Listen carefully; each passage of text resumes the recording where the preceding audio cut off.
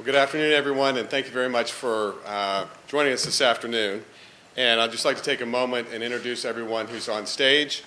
Cynthia Hudson is my Chief Deputy, and Stuart Raphael, Solicitor General, Mary Shaw, and Rebecca Glenberg from the ACLU are here as well. And again, I'd like to thank all of you for joining us this afternoon.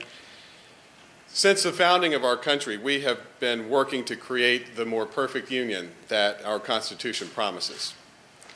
It has been a long, sometimes slow struggle as we have extended the blessings of liberty to those once ignored or pushed aside.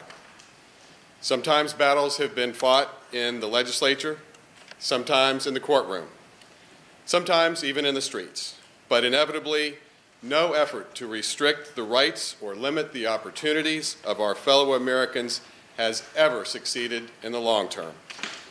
Today is yet another victory for the principle of equality that is so central to the American experience. And I am proud that the Commonwealth of Virginia is leading on one of the most important civil rights issues of our day. The Fourth Circuit, the Tenth Circuit, and every federal district court that has considered the question since Windsor has reached the same conclusion we did about the constitutional guarantee of marriage equality. But this is about much more than who wins or loses in court.